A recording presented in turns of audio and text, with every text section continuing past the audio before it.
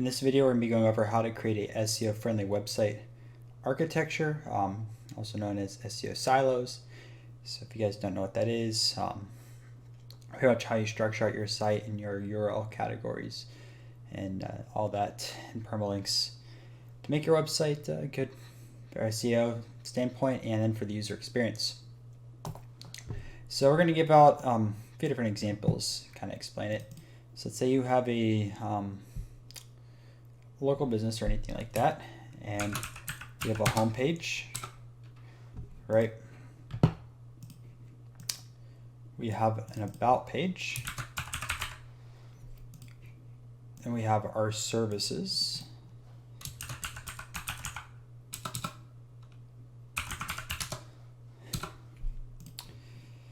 Then we have our locations.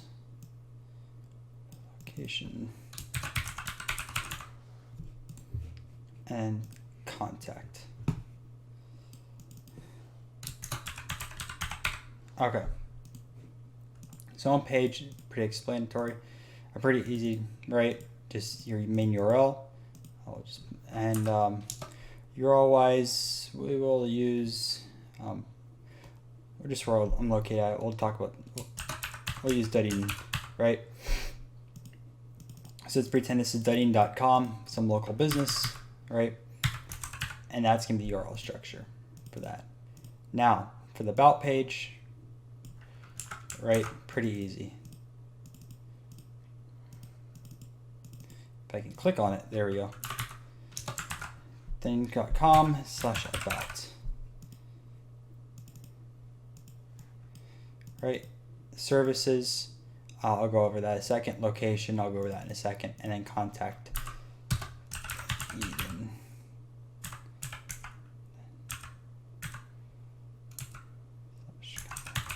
Okay. So you know homepage, right? About page, and then contact. Basic. Now this is the area which a lot of businesses mess up when they're creating their website architecture.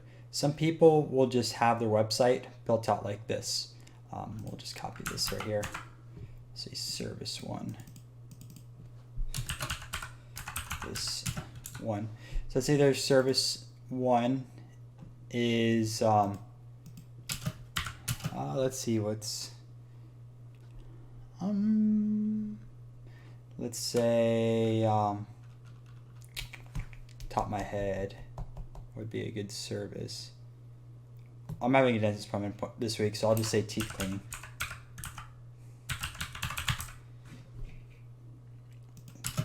Some people will just have their website like this.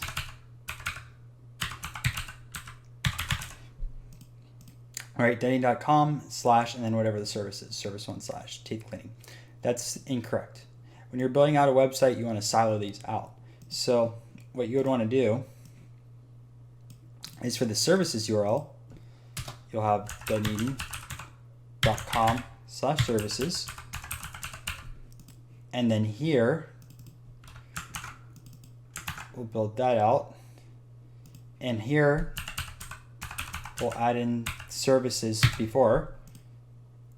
And you can see the difference with the URL structure. So service one, teeth cleaning, Duddian.com /services /teeth cleaning. Versus service one, which is Duddian.com /teeth cleaning. Just adding in that services there helps out. Build it properly, right? Because it's under the services tab, and then you're gonna have multiple different services. So let's say you have teeth cleaning, you have cavities, they're getting filled, you have teeth whitening, stuff like that. I'm not a dentist, so I don't know all the different services, and I don't really work with a lot of dentists, but you guys get the example. So let's say if we had a second one, which is cavity removal, right?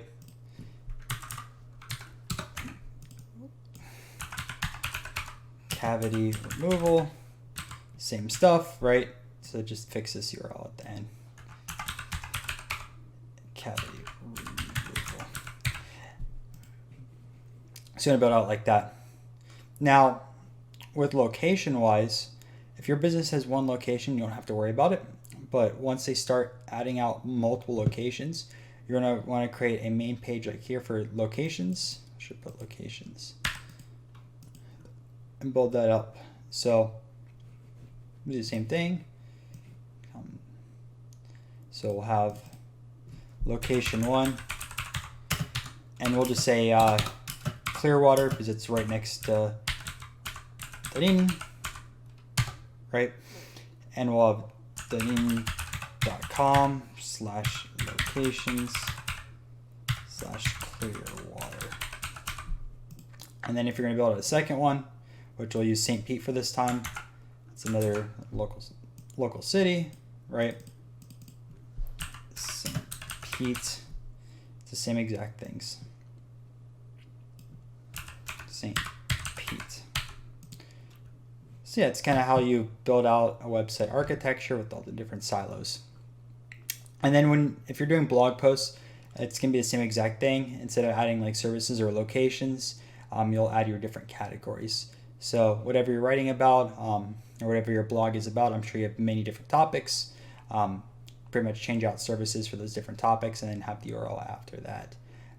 Some things that you want to watch out for, at least when building these out, you try not to repeat the same word for like the services, and then whatever the keyword is after that, you're going to over optimize the URL. And obviously you don't want these to be too long with the keywords. At the end, usually I try to limit it maybe to 2 to 3 words maximum so the URLs aren't too long. Anyways, guys, that is it for this video. If you learned something new today, make sure to leave a like, subscribe to the channel, and make sure to leave a comment down below. Also, check out the description for some important links. Until next time.